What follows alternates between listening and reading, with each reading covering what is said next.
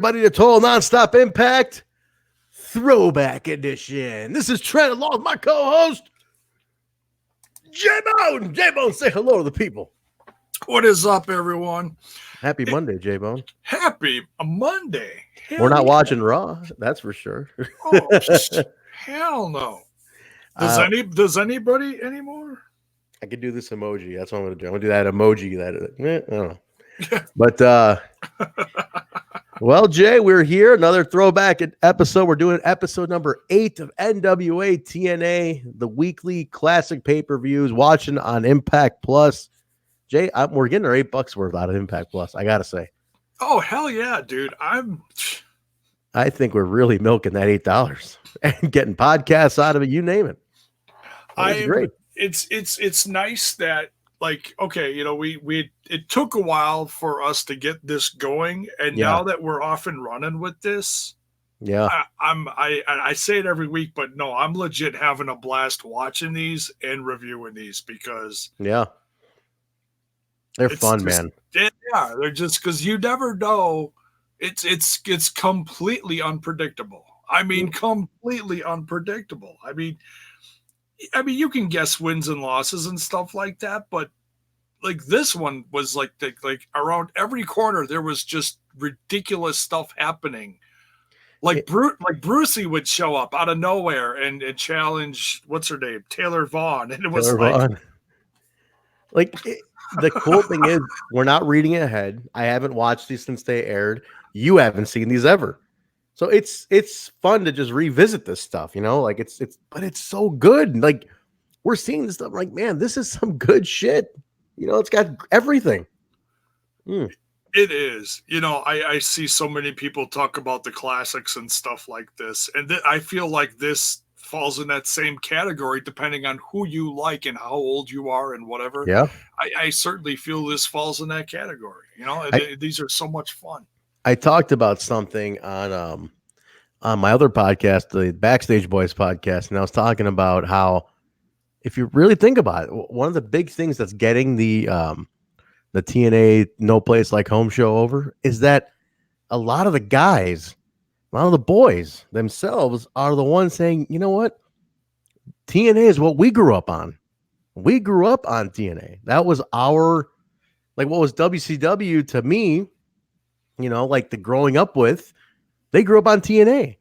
So to them, it's like that's the company. That's their memories. That's what their childhood's based on. Like Ethan Page is 30 years old. So he was saying, like, you know, he was a kid when TNA was going on. I mean, think about it.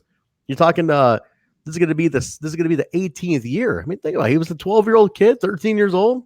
I mean, oh yeah. To guys of his generation, that's the company they knew. They knew the two companies, and that's the other one for them. So I think there's this awesome nostalgia to it, and it's got some great shit, and it's really fun to see what the hell is going on, because I'm watching a lot of it. To me, still holds up. It is action. It is total, like it says on my sleeve right here, total nonstop. Where's the action? Action. There you go.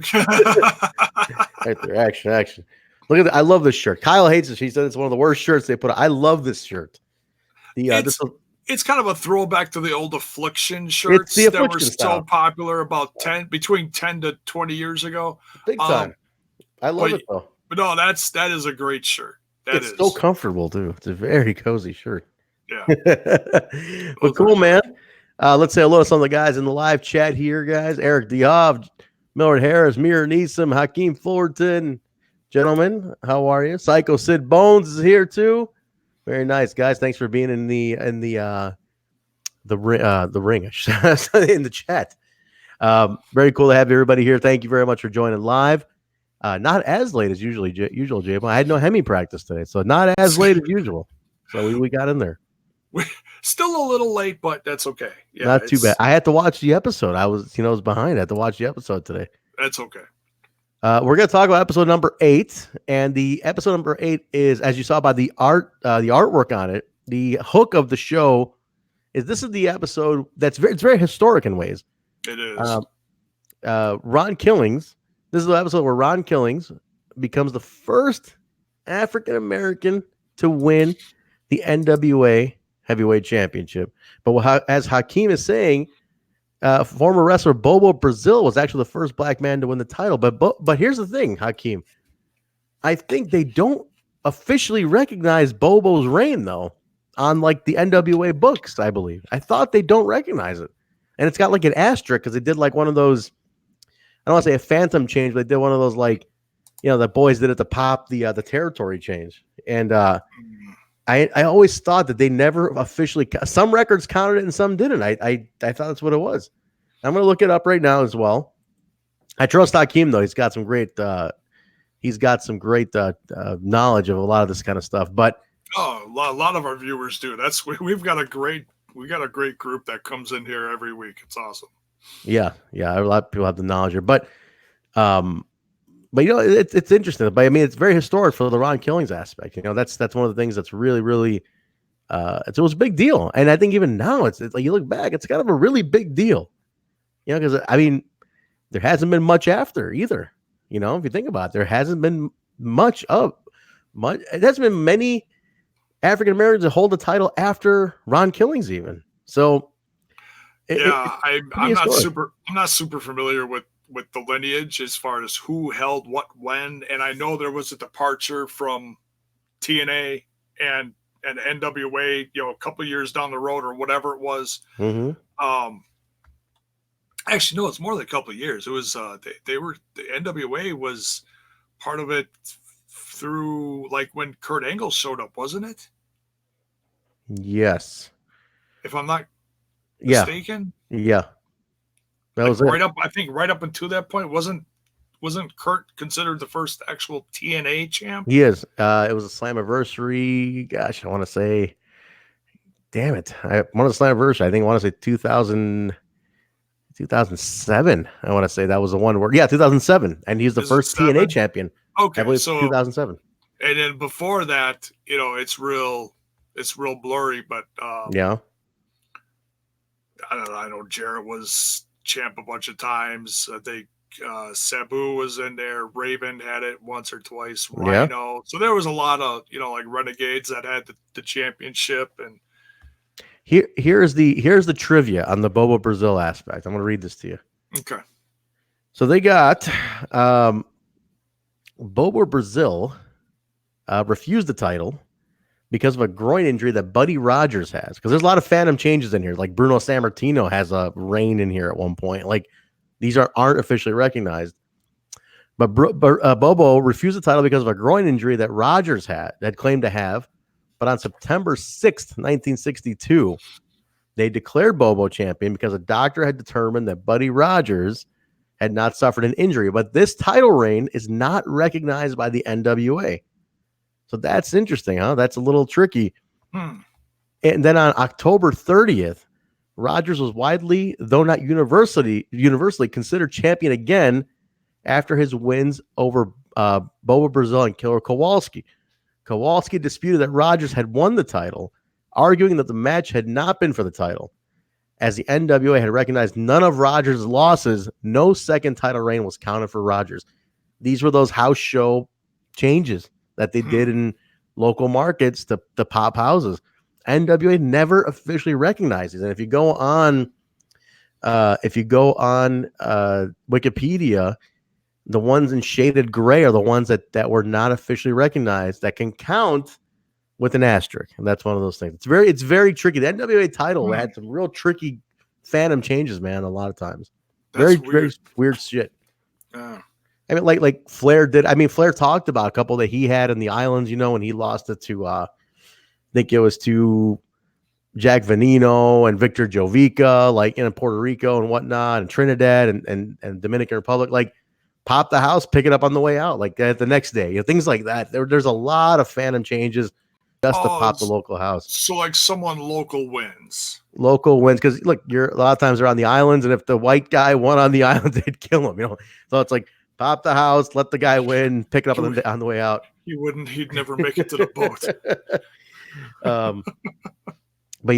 But no, the trivia and Hakeem's in the chat is confirming that Kurt Angle was the last NWA World Champion, winning it at Sacrifice 07, and then he won the TNA title at Slammiversary the next month. It was officially just kind of that was it. That was a transition. There we go.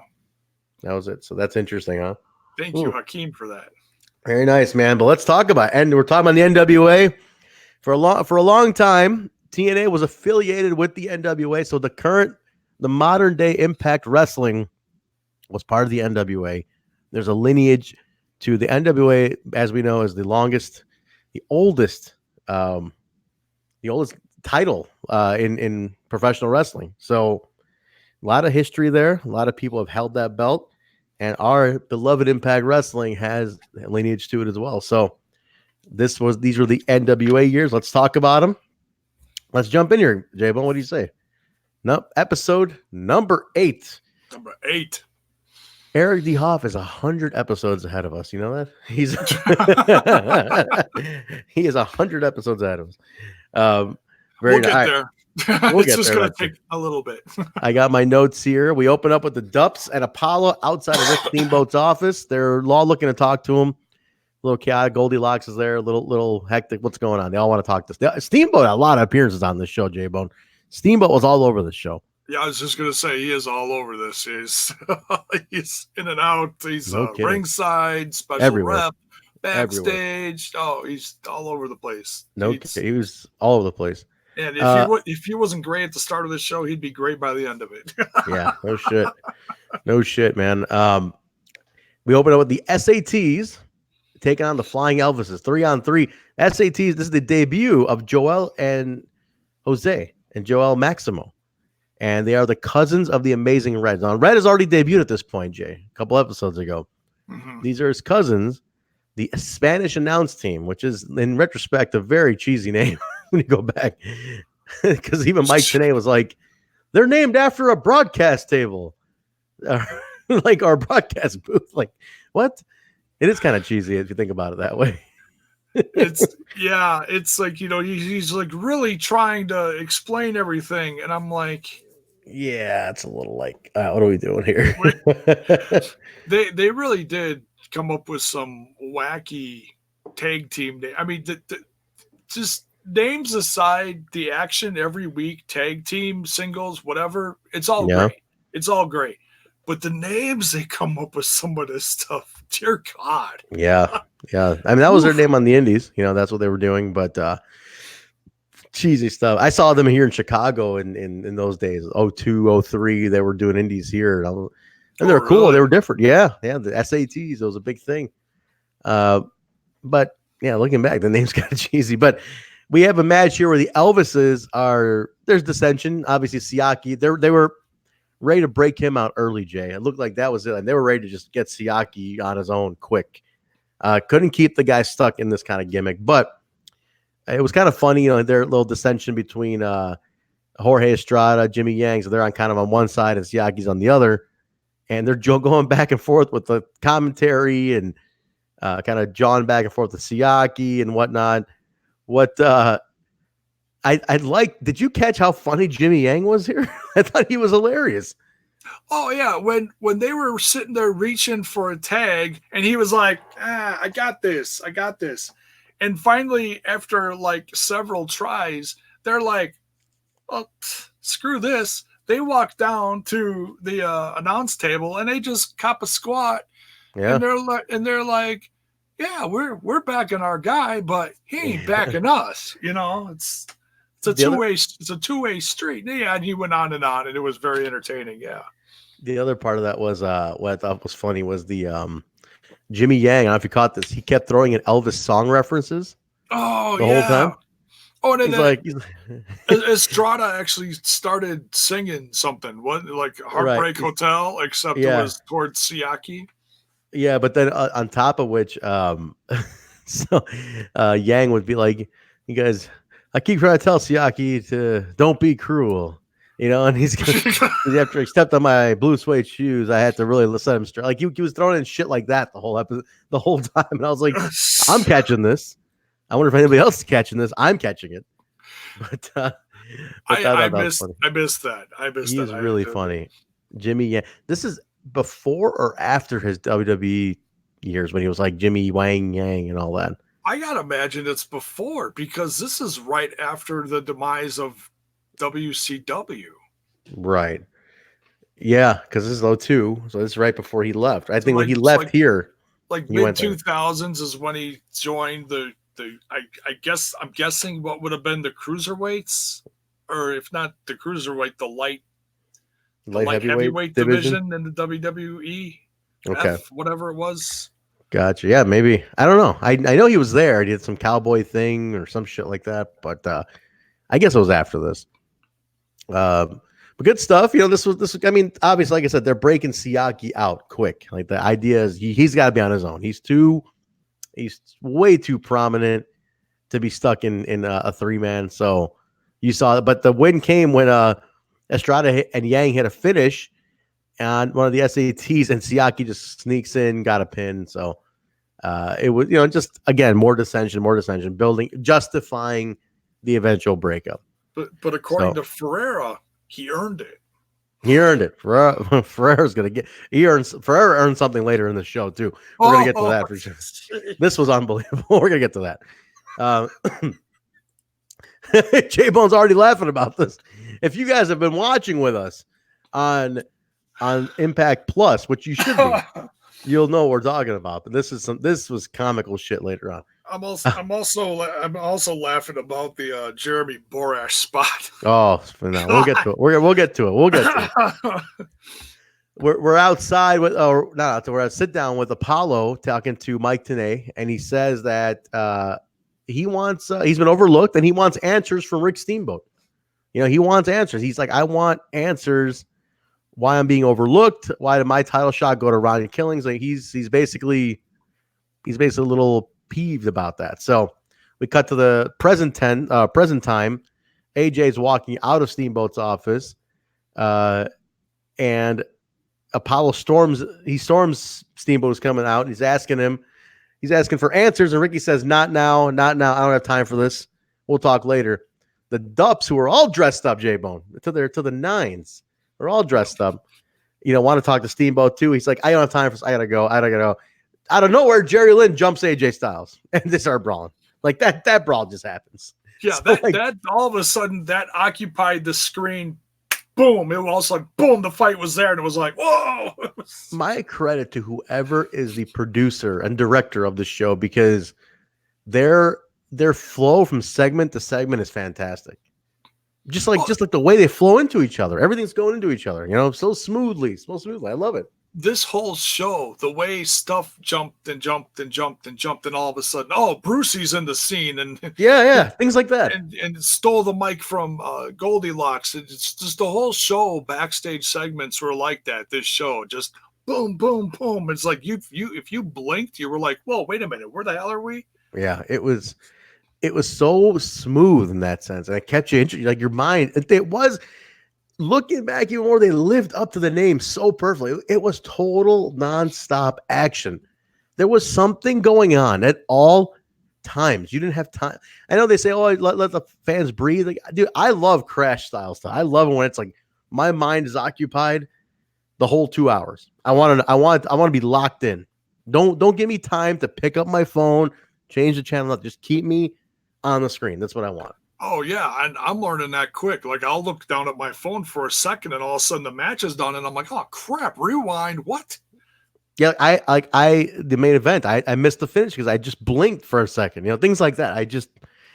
I love how quick this show is paced. We go from that, J-Bone. Now we're already in one of our 3 main events. This is the big one here. Ron Killings and Ken Shamrock are the third match out for the NWA World Heavyweight title. And this is interesting. This is going to be, so Steamboat comes in to ringside. He's walking down. The Dupps follow him down, J-Bone. They go, Mr. Steamship. And they're trying to get his, I was laughing at Mr. Steamship. And they're trying to get his attention, which I thought was funny. But he's like, look, guys, just do whatever you want. Whatever you want to do, just go ahead and do it. I'm too busy today. I trust you. Go do whatever you want. He's going to eat those words, Jay. Eat those words. Oh, my Lord. What we find out later on. 2 words. Jive talking. Yeah. Did you notice how over Ron Killings is in this match? Like, they are all in on him. He is, but if you listen to the crowd afterwards, and if you look at specific people, like if you just like in general, yes, absolutely yes. Mm-hmm. But there are some in this crowd who absolutely lose their minds That he's like, champ. when he won. Yeah, there's a few people you can see in the background that are all just losing their minds because he won, and it's like, is it a Southern thing? What is it? Because they like Shamrock? What is it? You know, and it's like, all right, I'm not going to overthink this. There's people who love this person and hate this person, and for whatever reason. I mean, think about it. He's been up until this point where it became really gray. He's been a heel. Right. You know? I know he mentioned that he did hear some racial slurs and things of that nature throughout. And I'm sure some of those boos were people who were, it was purely like, it's a black guy holding the title. Boo. You're going to have that. Yeah. Then you got people who are truly just bought it on heels. But I thought he was really over. The pop for him was pretty big, man, because he it was a pretty good match. I thought it was paced really well. They had some kind of little schmazes going on where the New Church and Apollo ran in, attacked everybody on the outside. They got ran off by Don Harris. And then the match continued, and he gave them truth or consequences.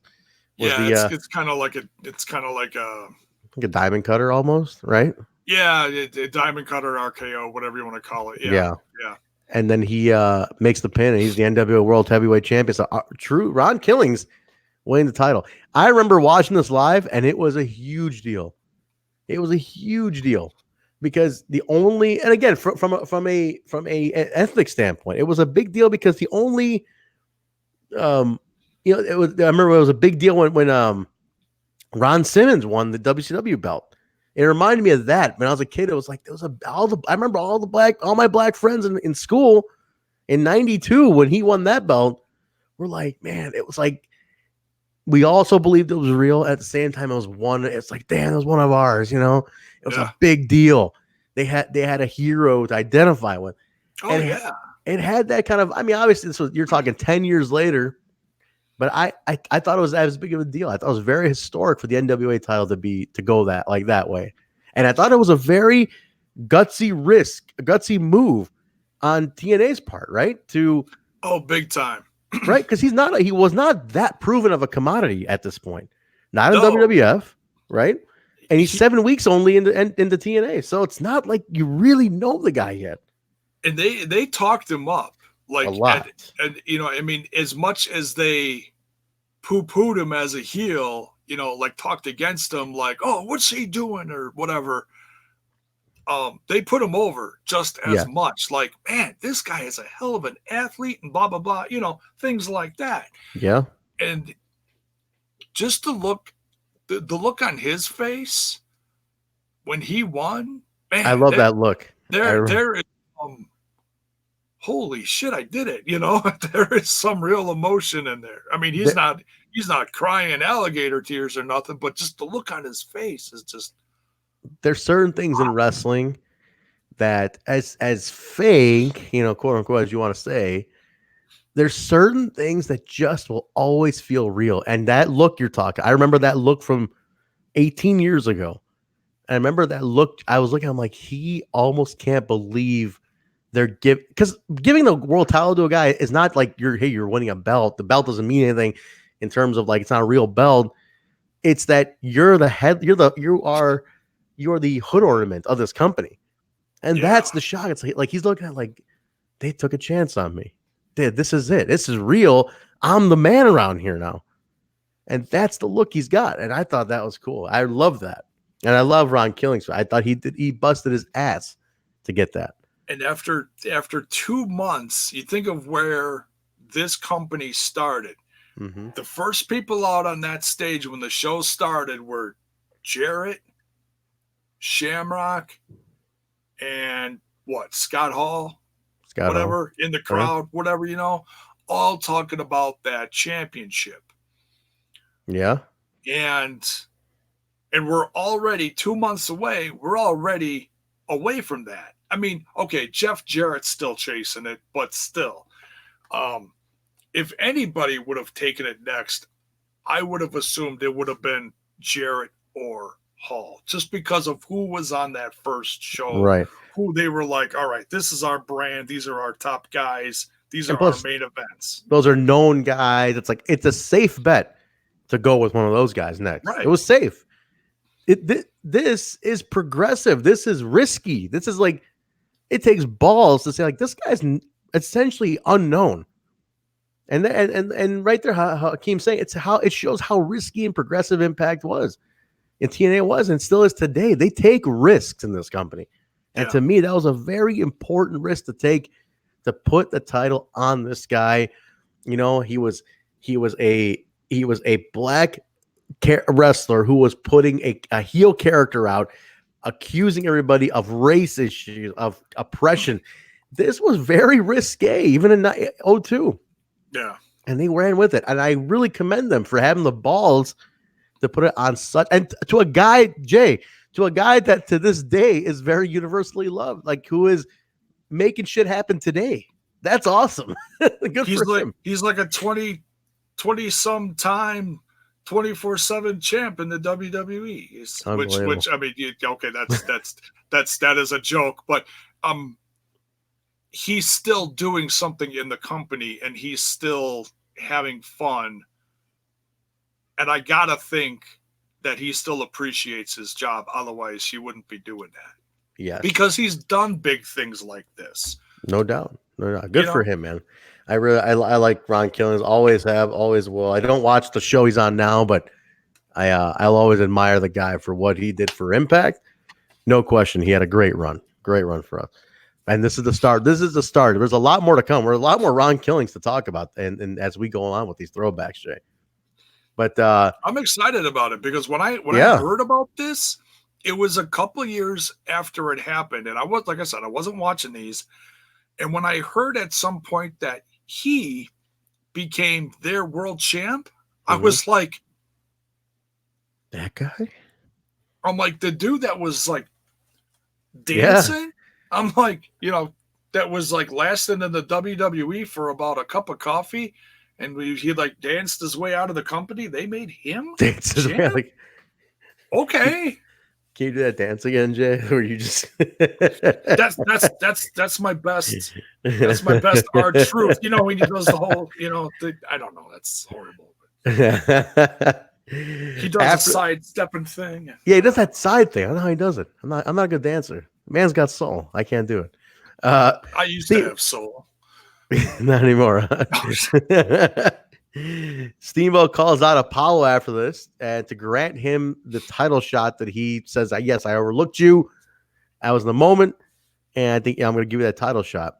But out of nowhere, Jeff Jarrett appears. Like, wait a goddamn minute. And there's some pops, then there's some boos. He accuses Ricky the Dragon Steamboat of reverse discrimination. Oh, my God. How about this twist now? He's like, because I'm not a minority like you.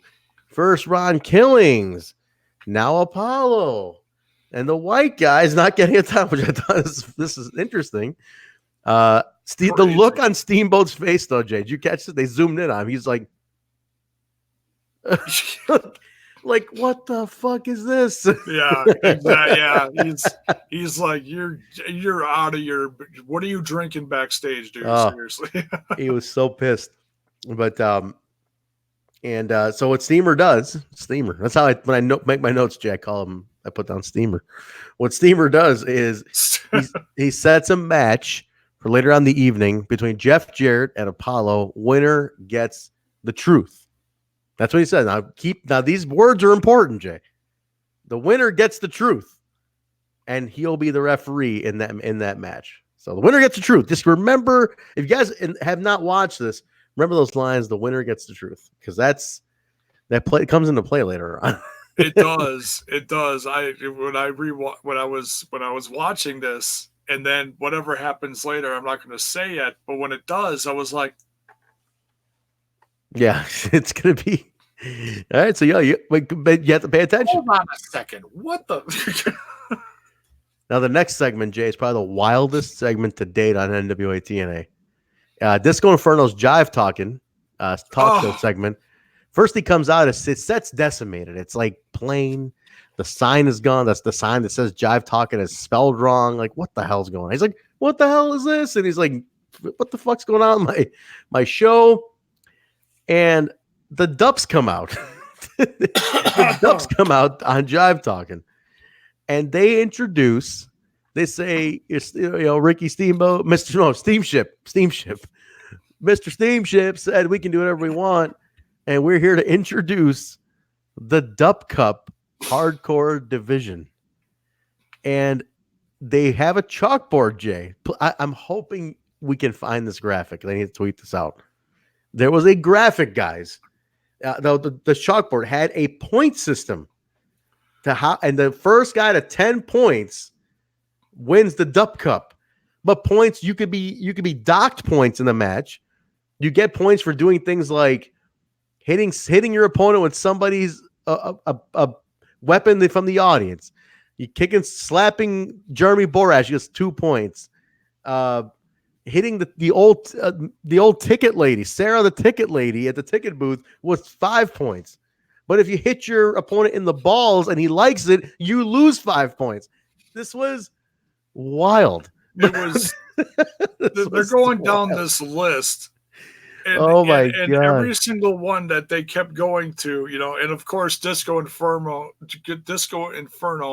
is reiterating everything and clarifying it for the audience because so wild. Because stand up didn't sound like he was. I'm sure he was completely sober, but he did not sound like he was all there when he was going through these. They talked about how popped up, drank out of that thing, how their little cousin cuffed up or something, took his first dump in that thing. He took his first dookie in that cup. Like, what the fuck is going on? But guys, you need to find the points. I wish I wrote. There were so many points I couldn't write down all of it. I was like, what the fuck is all this? You didn't write them down? I wish I would have wrote them down because I would have quick ran over them. But man, this is why it's for little nuggets of comedy like this. You can, like, if this went on today, the internet would have absolutely destroyed this. Wait a minute, Jay. I think. Now, this site loads. I think I have found the rules of the Dupp Cup. Okay, all right. I'm gonna see if this loads up, guys. If I can read this to you, this is okay. Here it is. I found it. Okay, here it is, guys. I have it. The rules of the Dupp Cup. Look at this. Is it, Jay? Ready? Now you need 10 points to win, guys. Now this is your breakdown. If you put someone through a table, it's 2.5 points. If it's a burning table, it's 5 points. If you put your opponent's head in the toilet, it's 2.5 points. If the toilet, they said this on the show, if the toilet has shit in it, it's 3.5 points. On the chalkboard, it was spelled SHEEEEEEEEET.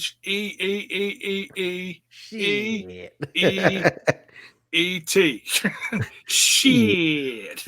If you goose a woman, which it clarified, you mean pinching her ass. If you goose a woman, it's 2.5 points. If you goose a man, it's 3.5 points. And then they goosed Disco and he said, "Hey, get your hands off me." If you hit Jeremy Borash, it's 2.5 points. If you hit Sarah the ticket lady, it's 2.5 points. If you have sex with a farm animal during a match, it's 2.5 points. No, it says if you use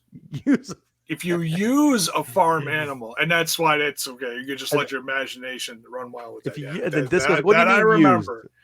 What do you mean? What do you mean use a farm animal? Well, you can do it. No. This keeps going, gentlemen. This keeps going here.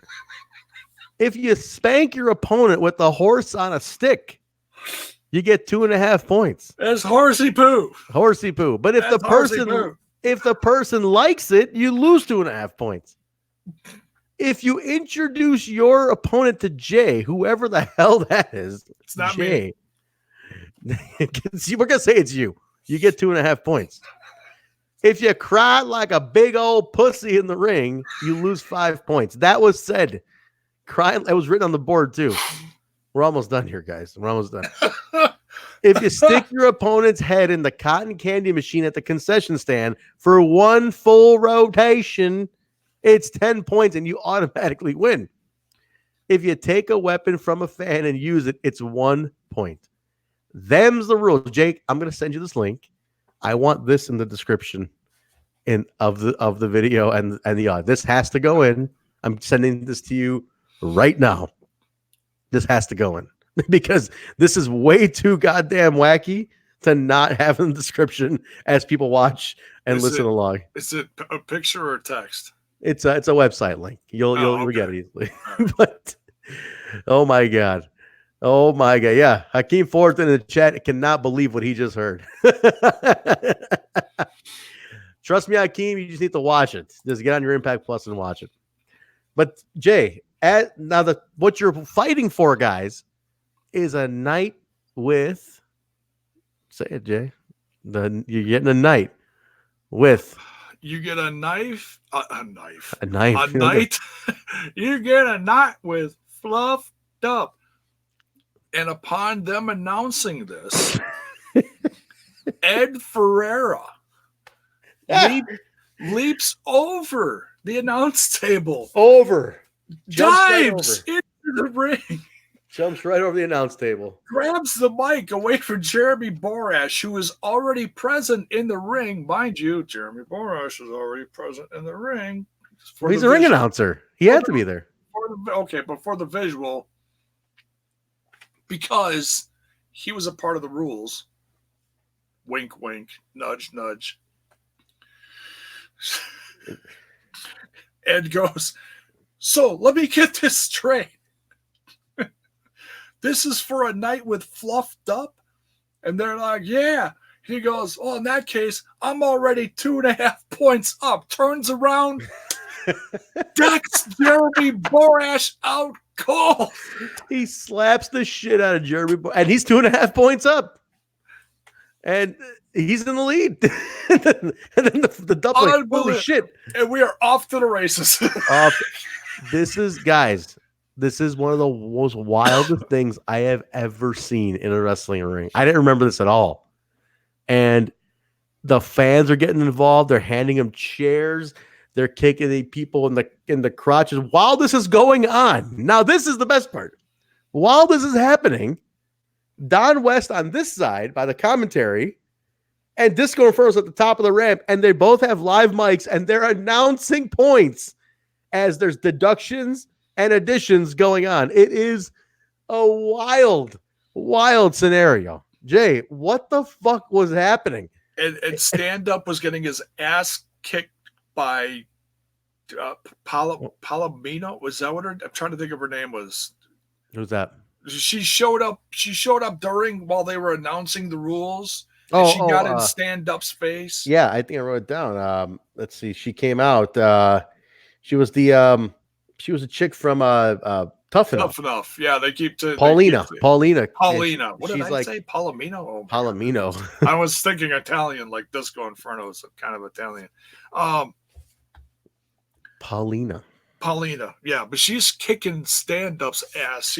He's bent over and she spins the board, so it keeps hitting him in the head. He keeps getting up, boom, hits him in the head again. He gets up, boom, hits him in the head again. This just keeps happening over and over. They keep showing this in the background, and oh my god.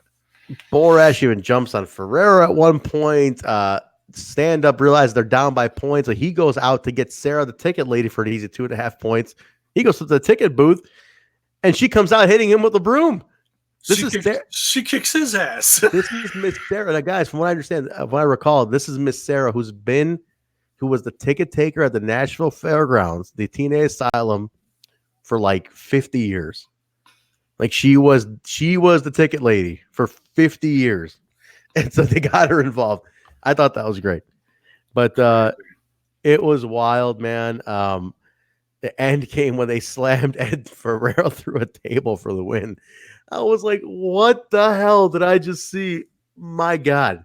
wild. Guys, you just need to find this match. I cannot emphasize enough what we just described didn't do anything justice. You need to go watch this match because it's way too fucking out there. Way too out there. Just the beginning itself is worth watching. To watch Ed Ferreira deck Jeremy Borash. Yes. Well, in that case, I'm already 2.5 points up. Whack! Literally was one of the 5 fingers staying in the face, and he just took out Borash, and then Borash jumps on him on his back. Insane. But we're gonna post the Dupp Cup rules in the description down below here before we finish out. But we go from that, Jay, to an outdoor sit down with Monty Brown and Mike TNA. They're out there and on drugs. Ferrer looked like he was on drugs, man. But Monty Brown, Jay, for a guy who was like right in the business, was pretty good on the mic. Like he was a good speaker, actually. Like he talked really well. Gave his background, NFL background, his wrestling history background. He sounded credible to me, though. Yeah, I mean, he kept it simple. He talked about his past and then brought it to the present day and talked about what they're doing. So I mean, it was bullet points and it was simple, and then that's how you should do a promo with someone who may not be, a legend at promos in the ring.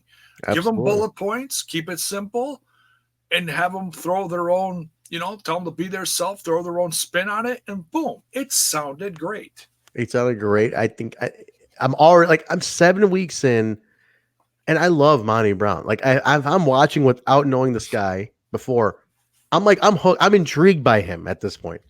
He's very polarizing, right? Because he's this big, good-looking, well-spoken dude who can work. And you're like, man, I want to know what this guy's going to do. He's already interjected himself in a bunch of shit. I want to know what he's going to do. And he keeps stealing Teddy Hart's pants. Yeah, this is so too. Now, at the end of this interview, Elix Skipper runs out and smashes him with like a bucket of paint. Yeah. You catch that, Jay? Yeah. Like, out of nowhere, Elix Skipper nails him with like yellow paint. They basically imply you're a chicken, yellow belly, kind of thing. Beats him down. You're yellow. Says you're in my house. You're not going to do this in my house. But, one of those kind of things. And so now you're off to the races with these two. I mean, they've been tension for a little bit. Now you're off to the races. Monty Brown, tie him up with Elix Skipper, build him up a little bit that way. I thought smart placement of Monty Brown for now. You can't give him round the truth killings just yet. Even though they're hinting at it, you can't do it just yet. And I will still say it's a huge tragedy to me, J-Bone, that they did not run with Monty Brown when they had the chance. It's really fucking with me as I'm watching this again. Yeah, just how good he was at the beginning and how long he was with the company. And it's a head scratcher. I mean, I know that from here to mid 2000s, we got a lot of stuff to cover, but he was there the whole time, as far I'm guessing. I know he was there through 04 and into 05. So like the guy he put his time in, man, and he's so good. And I know everybody's big hope, Jay, is that he's part of the one night only. That's the big hope, that it's going to be him and Moose, because I mean, shit. You got a former NFL player on this side and a former NFL player on this side turned wrestler. Come on. Like, that's the story writes itself. Like, Moose is the Monty Brown of today. The spear. Exactly. You got the no jackhammer needed against the pounce. Shit. It's great. It writes itself. I still to this day don't understand how they couldn't run. I was a Jeff Jarrett thing, from what I understand. It felt he wasn't ready, but man, what a waste. What a fucking waste that was to not put it on him. That's just a personal opinion. And you guys, as you watch along, if you're watching for the first time, you'll know why, because he's too good. But you go from that, Jay. Malice taking on Don Harris in a first blood match. This was building. Don Harris, obviously, one of the Harris twins, formerly Creative Control in WCW, the Blues Brothers in WWF. They were part of, God, what the hell was that crew? The Disciples of Apocalypse. I mean, these two, right? Yeah. They're best friends with The Undertaker and his BSK, the Bone Street Crew, as he calls it. Oh, so these guys can work. The brothers can work, but this was a nice little security defying authority type of feud. new church, obviously, with Jim Mitchell getting involved. First blood match now, Jay. This was two big dudes, two big, brutal dudes, man. There was a lot, when the blood came, there was a lot of blood. But at one point, Malice came, or Slash came out. He came out the spike. They were trying to do something with him. He gets cut. Jim Mitchell gets the blood spilled on him. Oh gosh, I'm forgetting the name of the stuff. Oh, they called it the Ark of the Covenant. Yeah, I was like, did he slip? Is he slipping on that? I'm like, wait a minute, Mike. Tonight, it's not the Ark of the Covenant. It's the Audad, the blood of the Audad. Right. And I was like, why does he keep saying the Ark of the Covenant? I was like, what? It looks like a miniature Ark of the Covenant. Like if you look at, the is that what it is? Okay. Yeah, if you look at the old the movie is escaping me. Indiana Jones. Oh, okay. Raiders of the Lost Ark. Yeah. All right. Oh my God. Funny. The movie's almost as old as I am. Geez Louise. But yeah, so it looks like a mini Ark of the Covenant. Yeah. But okay. Yeah, so and that was this out of through all the crazy batshit stuff, action, surprises, everything that happens out throughout this entire one. This is the only one that I did not understand. Like, I understand what happened. I don't understand. Like, the timing was just way off. Like, this is my only constructive criticism of the entire episode. In what sense? What do you mean? Let's hear. When I understand that they wanted Harris to lose, but they had him gig himself after he put his finisher on Malice. So, and how it happened just didn't make any sense. Like, he slammed Malice down, and all of a sudden you see him doing this, okay? And, I didn't catch that. Okay. Oh, yeah. And all of a sudden they cut to a different camera angle. Oh, yeah, there it is. They said, oh, I wonder. They should have had a chair in the ring. Like, they land on the chair. They should have had something, because him putting the finisher on Malice, and all of a sudden he comes up and his head didn't even hit the mat. And all of a sudden he's full of blood. I'm like, wait, where? I watched it back like 3 times, and I'm like, I don't get it. Yeah. So that's, like I said, that's my only hiccup in this entire episode. And I'm like, okay, that didn't flow. I wonder if there was a botch in terms of, like, he was supposed to do it earlier, and he missed the cue or something. And they hit their head on stuff all throughout the match. So I'm like, yeah, I don't know. You're right. I didn't catch that. I just saw he bled a lot. So whatever he took his aspirin before that match, because he was bleeding a lot. He cut himself like all the way across the top of his eyebrow. So the cut was like this long. Yeah. Like, if they do a zoom in on it, you can see the deepest part is like this long. It's like, damn, dude, you're not. Yeah, it's still the blading. I'm no still pro gets wrestler, me. but damn, dude, he just. The blading still gets me. Speaking of Rick Steamboat, okay, sidebar on an old NWA Crockett Years story. I heard there was a story. I don't know if any old schoolers remember this, but there was one where they dragged, I think it was Harley Race, dragged Steamboat's face across the gravel parking lot, and they had to show that, his face is all fucked up from it. So what they ended up doing was they took him into the locker room, and they took sandpaper, and they sandpapered his face to give it that scrape across the gravel look. Okay. They did it so hard that it took nearly 6 months for it to heal. Steve was like, when's this ever going to go away?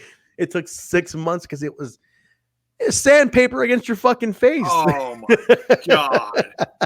And it's like, you never would guess, but obviously it healed, eventually. But there was always this funny story how they wanted to show that there was an effect of it, and it stayed forever, for 6 months. And he was like, when's it ever going to go away? Jesus. One of the nicest guys. Can I just say, Rick Steamboat? I met Rick Steamboat. He's one of the sweetest guys. Met him twice, actually. He's a total sweetheart. He's so nice, and he'll talk to you about for as long as you want. He's such a nice guy. And did you know his real name is Richard Blood? That's his shoot name is Richard Blood. Oh yeah, yeah. His father was a white soldier in Hawaii, and his mother was Japanese. Oh wow. Richard Blood. That's why he kind of, he looks mixed, obviously, and I think he was raised, I think, in the South because he had a little that Southern accent, which I always. Rick Steamboat's an interesting character. Like, it's just a lot going on with Rick Steamboat. It is, yeah. But yeah, that was interesting. I mean, Malice obviously. I feel like at this point, Malice is a little lost. Like, what do we do with Malice now? He's not in the title picture at all. He's not doing much, so we tie him up with the Harris Brothers hardcore match thing. Again, it bums me out to think that a year later he was dead. Yeah, that just it still wigs me out that a year after all this he's gone. And I believe they do a tribute to him, and with that we'll see, because it was so sudden. Oh, wow. So we'll see it in about maybe less than a year of episodes here, but we go from that, Jay, to Goldilocks is in the back in the near the women's locker room. Door open. Bruce just charges his way in. Talks to Taylor Vaughn. Go ahead, Jay. You can go ahead and do the Bruce impersonation. Look out, bitches! Here we go. Basically, what it was. And he says, he's like, "Oh, you want your touch? Because I want my Miss TNA title back." She's terrible, by the way. She is not good at this at all. Oh. She's not good at this. This Taylor Vaughn just should not have been doing this for that long, which only she did. But Bruce is committed to the character, which I appreciate about that. Whether it makes you uncomfortable or not, the guy is 100% committed to the character. But he's like, fine, I got one for you. Evening gown match, you and I. So like they do an evening gown match, and that's coming up in a little bit. She screams. Okay, she throws him in the shower. Yeah. She throws him in the shower, turns it on, and she's like, "No way, you homo!" And I was like, Yeah. Okay, yeah. I think I meant to note that down. She calls him a homo. Add this to the list of shit you cannot say today on TV. Just it's a little cringy moment, but and it is not to excuse it, but back then, crazy. They were just people. I'm 45 years old, and I'm going to sound horrible trying to explain this to someone else who's like half my age. So I'm not even going to try. All right, deal. Can you do me one favor? Yes. Highlight Kill Steel's comment. Just I want to mention one quick thing. He says a Rock and Rave infection. Jimmy Rave, Lance Hoyt, and Christy Hemme should return at No Place Like Home. A little sidebar on this NWA-TNA number 8. The dark match was Jimmy Rave versus Adam Jacobs to retain the NWA World Junior Heavyweight Championship. So Jimmy Rave had the dark match on this episode. Little trivia for you guys. So that was his introduction, I think. Yeah, I in a way. don't think he appeared before this. No, he hadn't, and he only appears on TV for a little bit. So it's interesting that he was already in the mix, so to speak, And I think around this time he was, I'm guessing, Ring of Honor. Probably, yes. Feuding with guys like Punk and stuff like that around then. Yeah. Also, how about Ring of Honor doing a crossover throwback show too now? You see that? Oh, they're doing the Generations show, or whatever they're doing. They're doing one coming. I didn't catch when it is, but I heard about it. Yeah. I was like, well, what's that all about? We're all doing these now? So who's next? We go to Jarrett versus Apollo. And this I thought was a phenomenal match, Jay. This was a great match to me. The intensity, the timing, these guys really had some chemistry, man. This was cool. This was a great back and forth. I'll tell you what shocked me on this one was the crowd.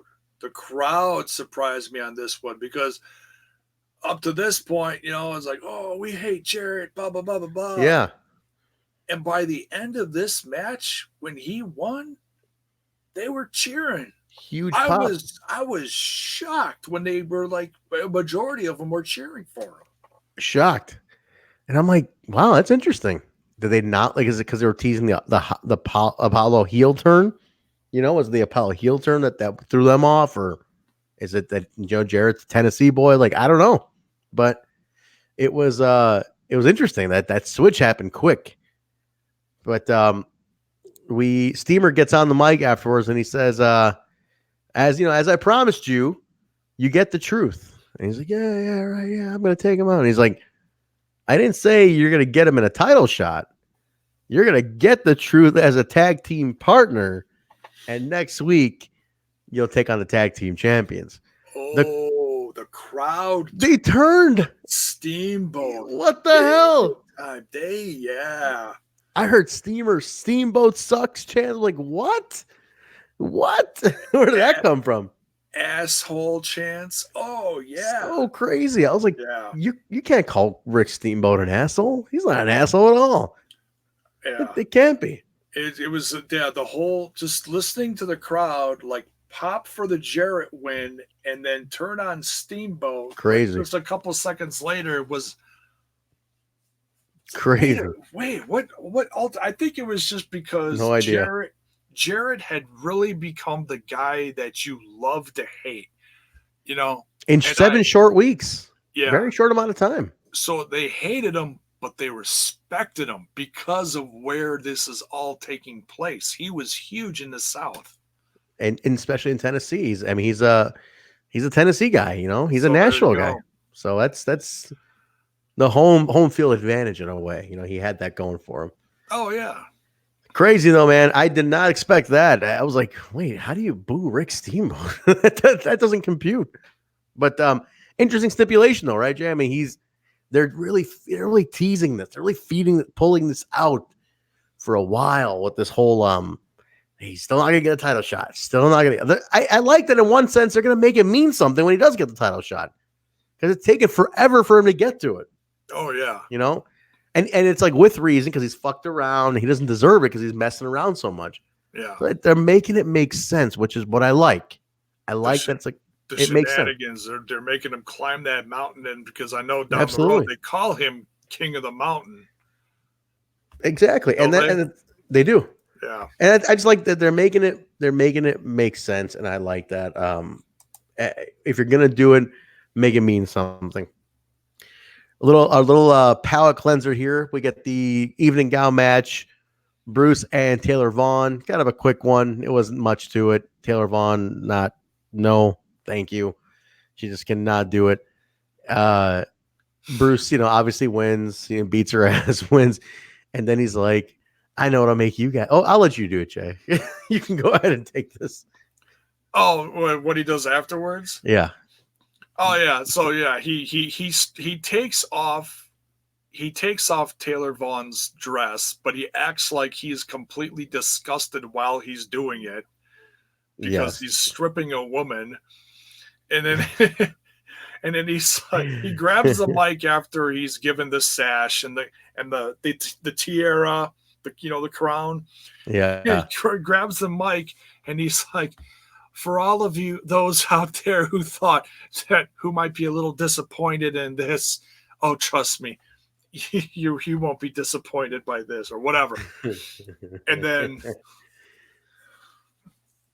the stripping. And wow. Oh God. And he takes off the red dress and had nothing on underneath but some little white stocking holders, and I'm guessing they couldn't show is like a banana hammock. They blurred it. It was that they blurred the whole thing. There was a banana hammock and ass, and they blurred it out. There was no ass. Yeah. and the bulge was blurred out.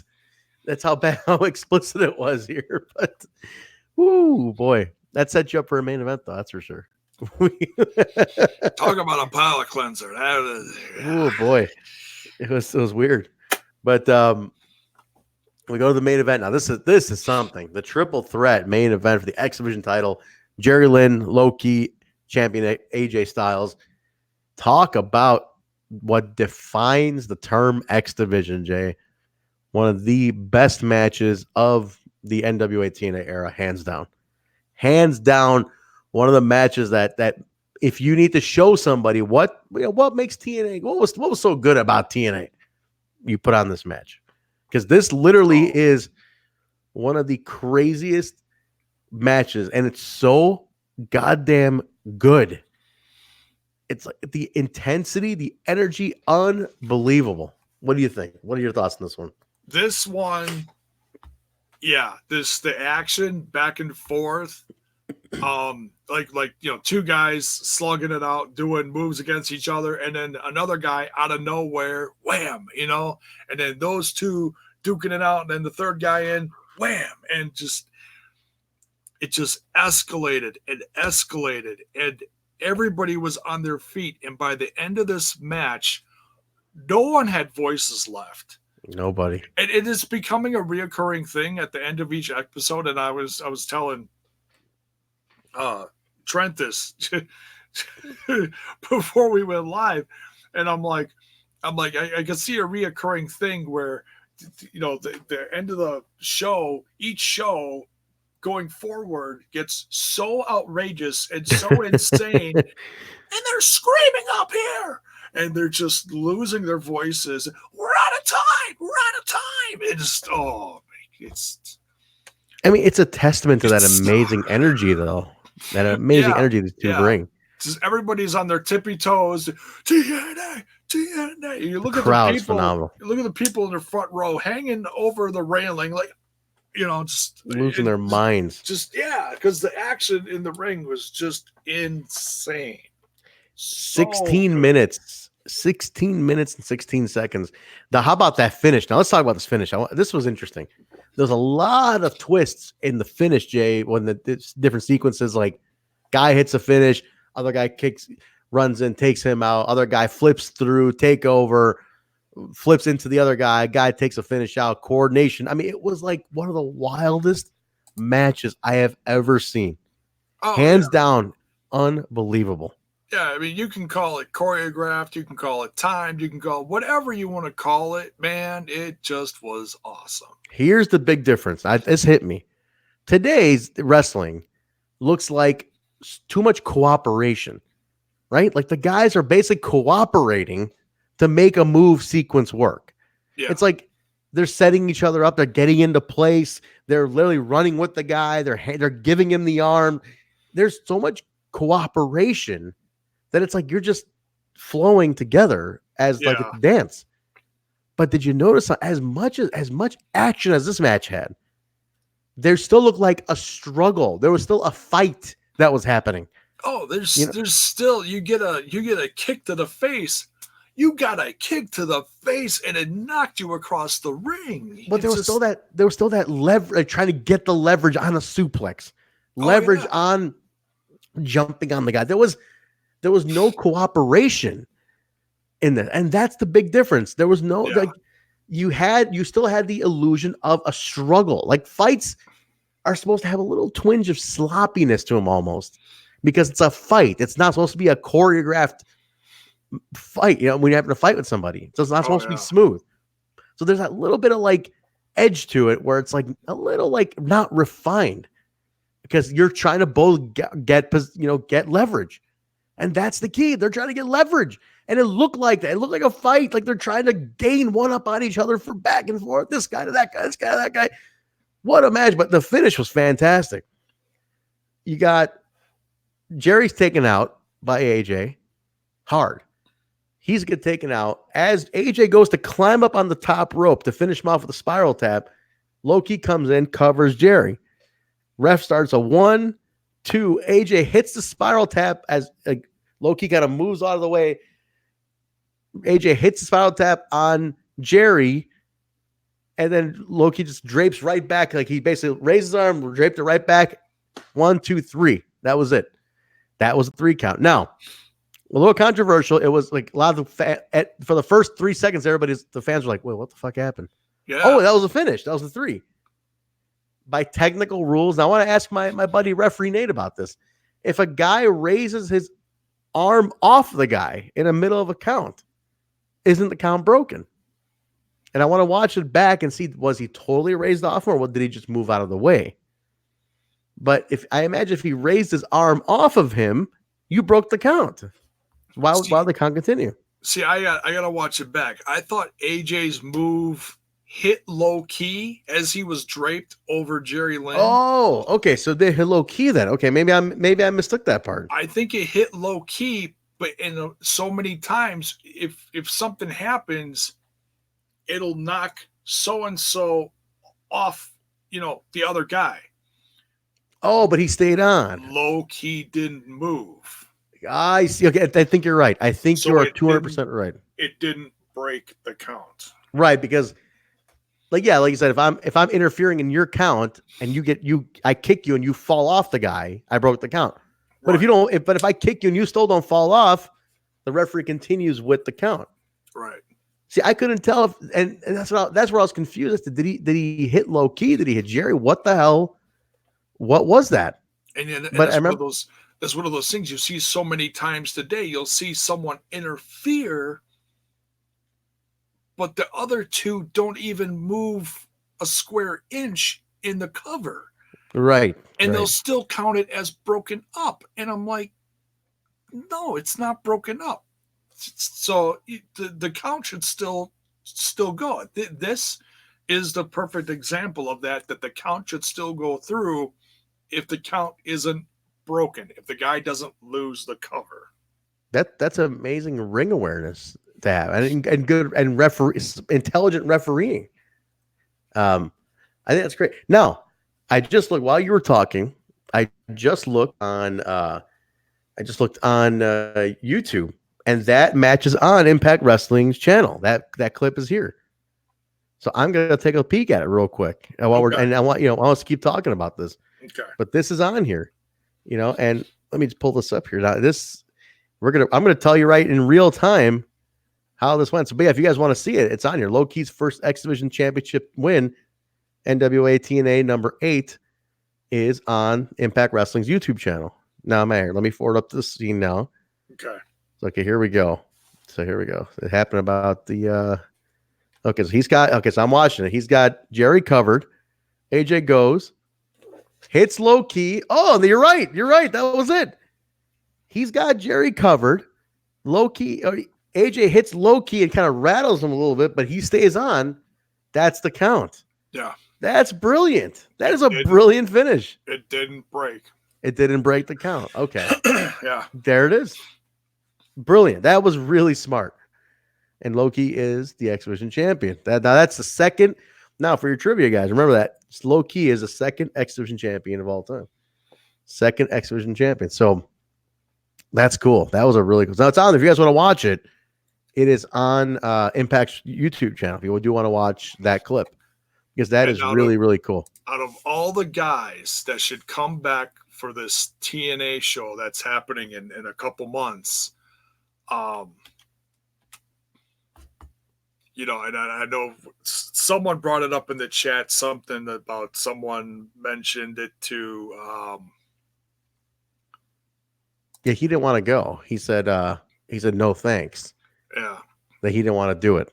And so now this is something that I just happened to catch my eye earlier today. If anybody is going to go to this show for at least appearance sake, I read an article here courtesy of ringsidenews.com. I'll just read the quote in the article. I won't read the whole thing. It says, AJ Styles is out indefinitely with a shoulder injury and is recovering way ahead of doctors' projections. The phenomenal one suffered the injury during men's Battle Royal match. Okay, so that was a weekend ago. I'm talking about current AJ Styles in the WWE.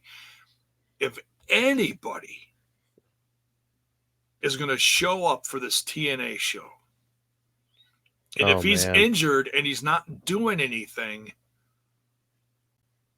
can he get permission? That's the other thing. That's a long shot, Jay. And I mean, I could certainly see someone saying, yeah, go ahead, do it. You would think, but that's the thing. AJ's got to want to do it. Would he want to do that and just at least show up sit in commentary. Sit in commentary for it because they just announced the Ultimate X match. Yeah. Okay? So could he, be a, exhibition style and just be a part of the match? No. Could he be at at ringside commentary, and sit with whoever's going to be commentary that night? That would be so awesome. Let me know what you guys think.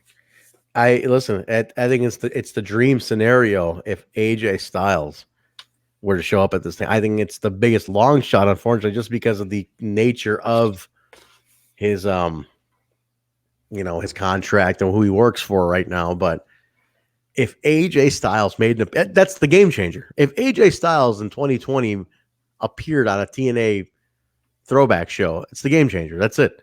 Yeah. That to me is mind-boggling. I'll up it by one. Okay. If Low-Ki is a no go, whatever, stick AJ Styles on one side of the table. On the other side of the table, stick Jerry Lynn. Yeah. Jerry Lynn's a coach at AEW, but I feel like they have more of a friendship and openness to be like, hey, go ahead. You're a coach. You're not on-air talent. Go do your thing. It would be nice. And he's retired from the ring, so he would absolutely be a perfect, scenario to just be there, be on commentary, show up, say hi. Yeah. Just whatever, do an honor roll for former X Division champs, whatever. It would be really cool, man. It would be really cool. I don't want to say I'm not going to hold my breath, but man, if that were to ever happen, it would be a very, very amazing moment. It would be a phenomenal moment. He's the most associated guy to this day. If you see AJ Styles, if you see him in Japan, you see him in Ring of Honor, you see him in WWE, I don't care. And anybody who wants to dispute this can kiss my ass. He is forever a TNA Impact guy. That's I don't care. That's where you don't forget where you come from. That's AJ Styles. No matter what happened at the end, that's his home. That's where he was born. Nobody knew AJ Styles before this. You know what I mean? This is his home. And you can't deny that. And I think that's one of those things where it's really special. If he were to show, it'd be the most special thing. Low-Ki, it's a bummer. Low-Ki, but I know he's very serious about MLW. He felt a little slighted in his last run at Impact. So even though, correct me if I'm wrong, didn't he show up to United We Stand last year or no? I'm trying to remember. Am I wrong? I thought Low-Ki did an appearance last year. I could be totally wrong here. Why am I thinking he did? Or was he supposed to? And he didn't. There's something in my mind thinking like, I don't remember. Low-Ki at one point was supposed to be on the show, or he got pulled, or he pulled out. Was he originally announced? Like, what the? I'm looking up the results right now, and I don't see him on here. So I could have sworn. Critical Sting says he did versus LAX on United We Stand. Okay, well there you go. So I'm not wrong. I'm trying to look up the results. Maybe I just glanced over that. So let's look it up right here. Oh yeah, he was. Okay. So that was it. So I mean, so Low-Ki has. Here, let me see here.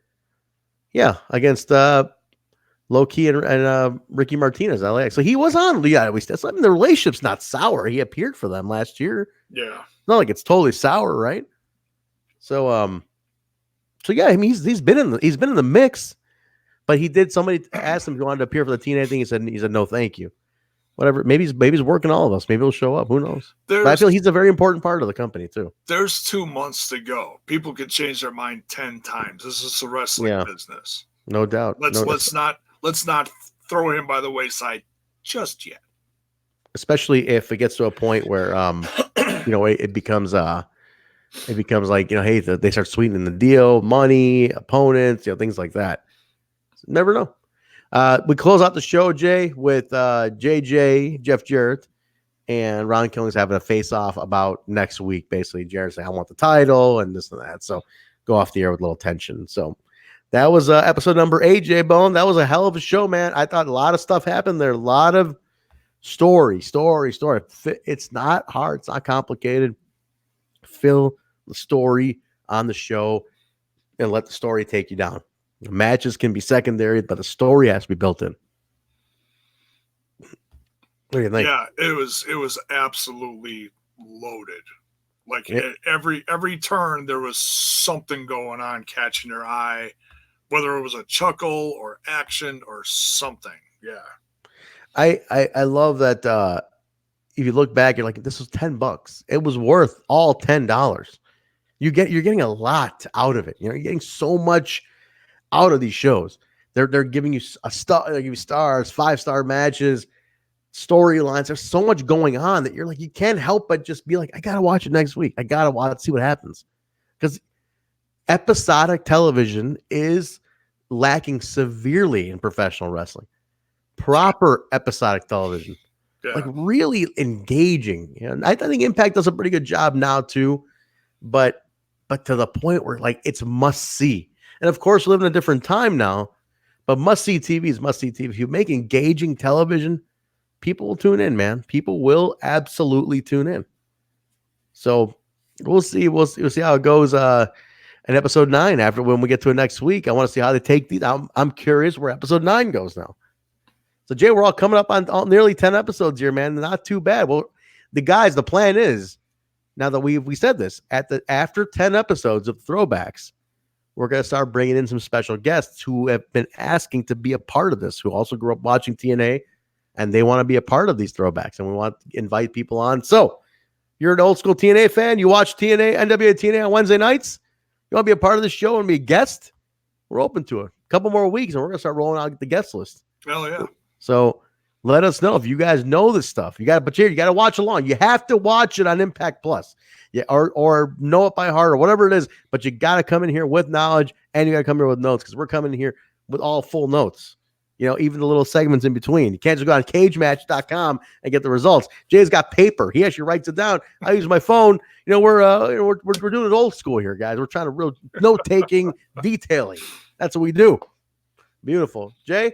Not a bad throwback. A little over than we usually do, but I enjoyed it. I really like this one. I'm excited for. Are you excited for episode 9? Is what I want to know. Oh hell yeah, yeah. Just nice. After this one was crazy, we got a new champ.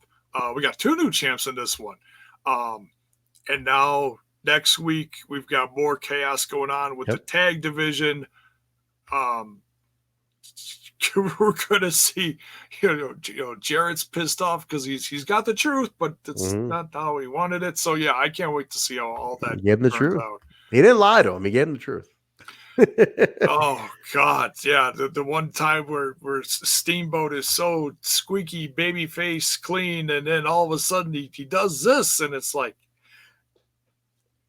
yeah.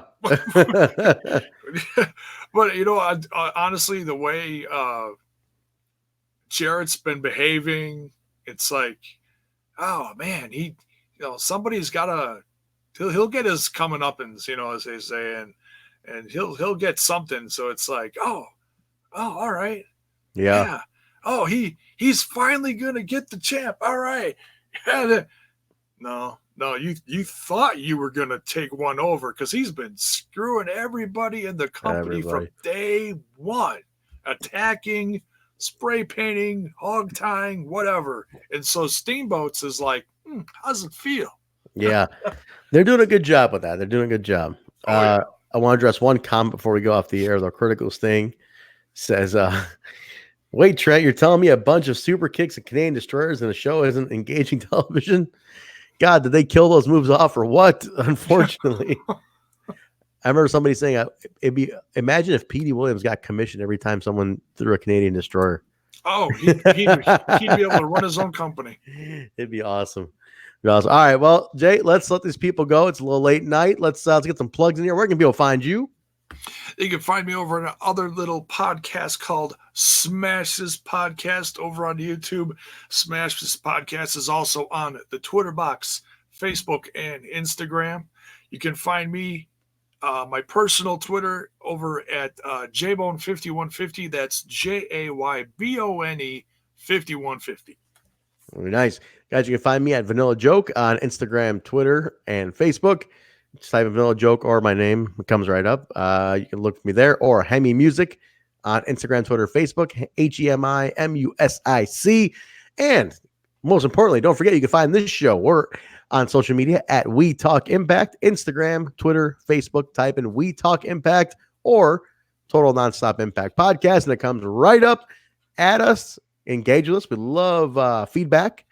And don't forget, this podcast can be found wherever podcasts are found. Your favorite part, Jay. Your favorite part. Apple, iTunes, Stitcher, SoundCloud, Google Play, iHeartRadio, TuneIn Radio, Spotify, YouTube, and Player.fm. You name it. If it plays podcast, we are on it.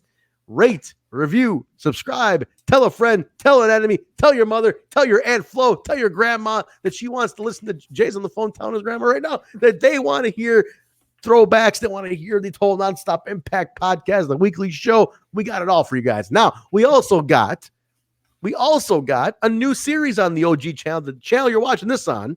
Don't forget to subscribe while you're here. We have a new series hosted by Bison and Joker out of the UK. Our buddies in the UK, J-Bone. We're going international. We've gone international. We got buddies in the UK. J-Bone is producing this.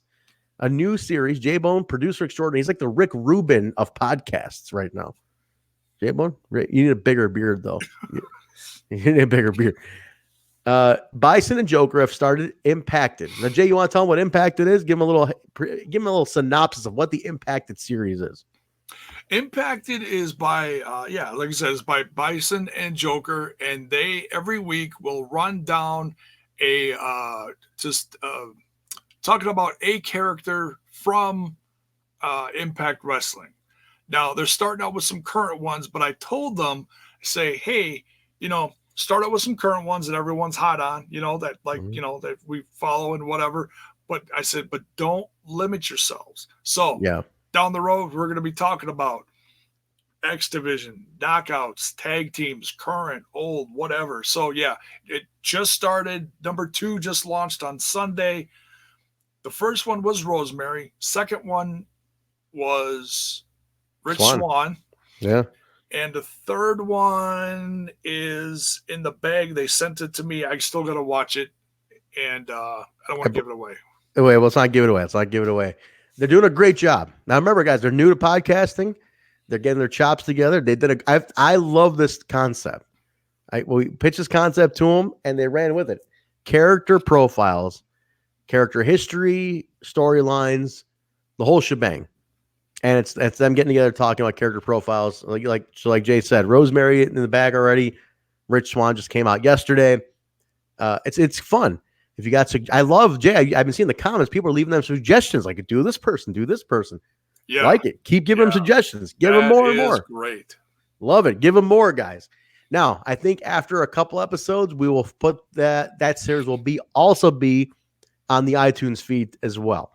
Right now, just strictly to the YouTube channel while they get their chops together. Then I'll start putting them. I'll backdate them out to the iTunes feed, and we'll get them up there. But J-Bones is leading the charge on producing it. He's doing a hell of a job. As you guys know, he does a hell of a job with this show as well. Guys, hats off to J-Bone. I want to give a public thank you to the J-Bone himself. But we had a question here about the show now. So J-Bone is the show live because they don't interact with the following. Right. It's just all, it's because I make it, it's all one reel, and I just put it out there. They aren't live, guys. They're in the UK, so there's a bit of a time difference with them. Right. Majority of our audience is in the US. They got about 7 hours ahead of us. If you want them to go live, we'll throw it out there to them. They can use the same service we do here. Yeah. And they can start going live. If that works out for them, I want to wait till they get a little more settled in. They're only 2 episodes in, guys. It's a work in progress. Yeah. Only 2 episodes in. Let them settle a little more, and I think we'll get them going live. Maybe give them about 10 episodes to get some. I know they want to get some more equipment. Yeah, they want to get better mics, things like that. So I'm leaving it completely up to them right now. They're just feeding me the content, and I'm throwing in the intro and the outro and whatever, and so it's all one complete little package, and I put it out on Sunday at noon. It's the first one I screwed up the timing. The goal is to run it every Sunday at noon our time, Central Time, US. Yeah. And so it's Sunday evening their time, so that it's not too late for them, and yet not too early for people here. So. Yep. So there you go. So that's gonna be definitely, we're working on that. We'll impact it with them. Some other ideas, guys. Again, we'll put it out there on this show too. If you got ideas, if you want to do a podcast, it doesn't have to be live. It can be taped. You want to do a weekly series where you talk about things, let us know.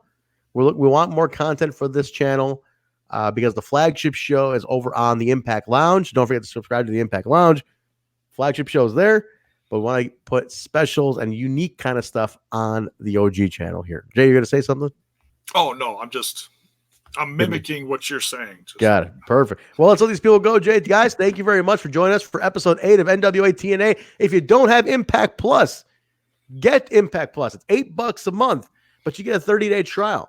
That gives you 4 weeks of episodes you can watch along with us for free. Or you can do what Eric DeHoff does and watch a shit ton of episodes and be ready to roll with us for a while. Get your 30-day trial with Impact Plus. Watch all the more you watch, the more you're watching with us, the more fun the whole thing is. So check that out, guys. That's going to do it for us. J-Bone, I think we had a great time tonight. What'd you say? Hell yeah. Awesome. Hell yeah. Absolutely. Guys, we'll be back Thursday night for the regular flagship show, the Total Nonstop Impact weekly show. We're going to be in Fronton, Mexico. We're going to break that one down for you Thursday night. We'll get those details out to you on the social medias.